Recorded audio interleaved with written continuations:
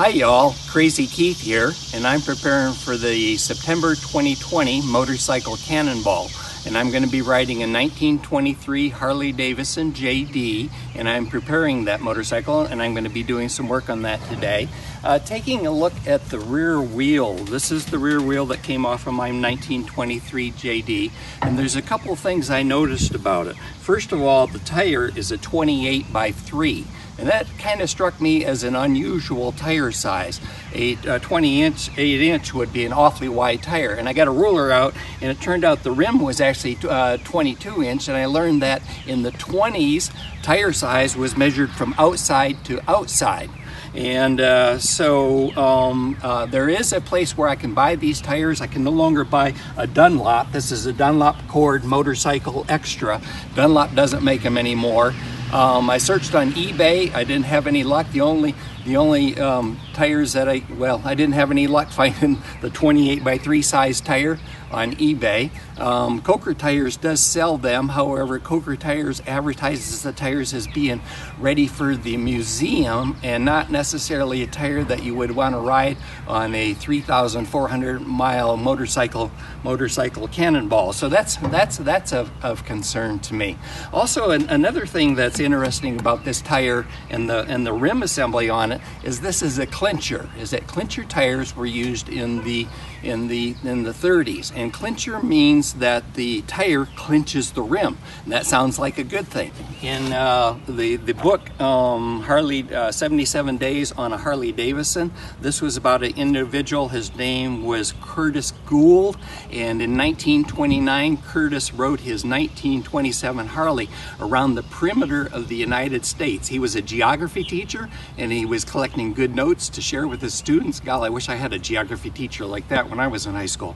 But anyway, one of the things I noticed in looking through this book, that his story of his adventures and lots of pictures, is that the pictures of his motorcycle at the beginning of the book versus the end of the book. At the end of the book, he always had a spare clincher tire mounted on top of his luggage. So Cannonball racers, if you're going to be using clincher tires, you might want to take a tip from Curtis Gould and carry a spare clincher tire with you and mount it on top of your luggage.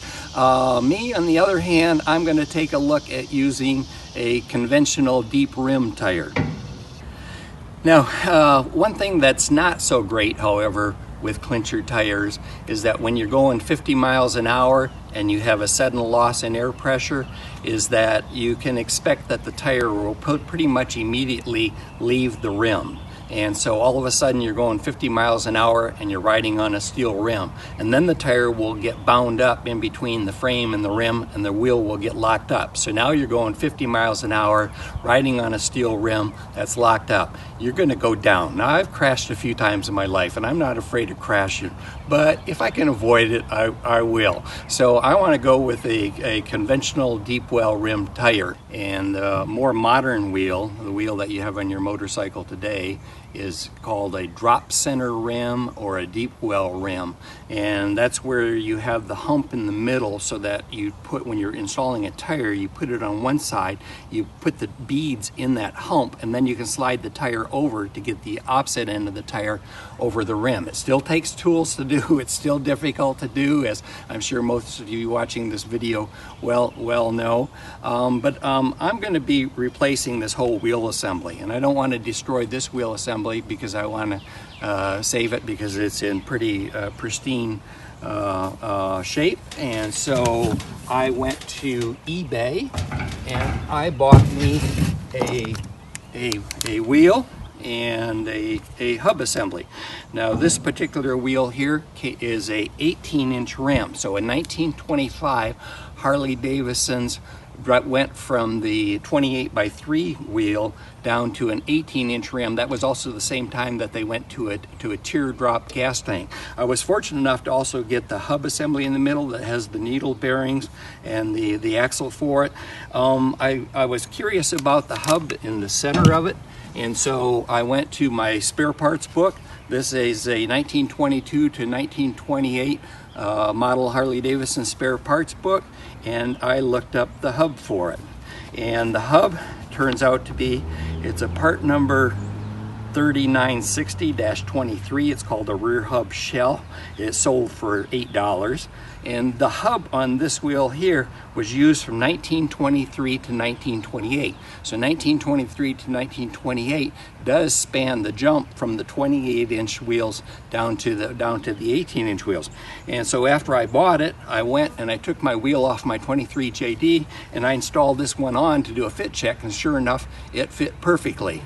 So my job today is to take this wheel and break it down. I'm going to take all the spokes off, take the rim out, and then take the hub assembly. And I'm working with Blazers here in Greenville, South Carolina, who's also working with Buchanan in San Dimas, California, and they're going to spool me up a new wheel using a 21-inch rim with a conventional modern-day 21-inch tire. My job today is to deassemble this wheel. I'm going to be taking all the spokes out and breaking it down to the hub.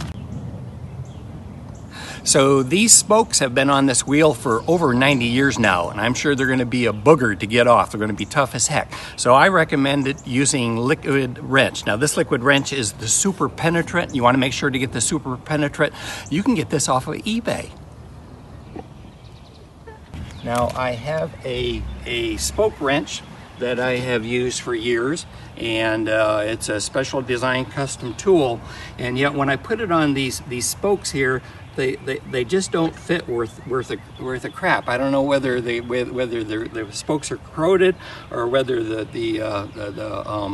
maybe the spokes are metric and this is an American wrench. I'm not certain what the problem was. So I went to eBay and I searched on spoke wrenches, and sure enough, an assortment of options came up, and I found one that intrigued me. It was an adjustable spoke wrench. And I know what you're thinking. You're thinking, well, Crazy Keith, an adjustable spoke wrench, that would just be a pair of vice grips. No, not a pair of vice grips. The tool that I found was custom made for removing spokes. And so I'm going to try it out today for the very first time.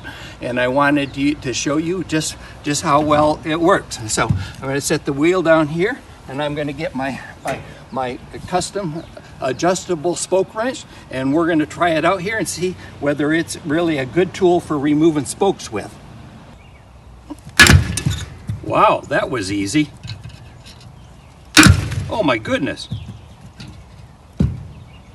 I'm going to be done in no time. I'm going to have to get the lawnmower out and mow the grass, I guess. I'm not going to have anything else to do for the rest of the day. These Harley JD parts are really hard to come by. People are always looking for them because they're trying to restore their JDs. So I'm going to take these spokes and put them on eBay. I'm sure I'll get at least $500 for them because it's the whole set of spokes. Thanks y'all for watching, and be sure to go to eBay and check out the custom adjustable spoke wrench tool.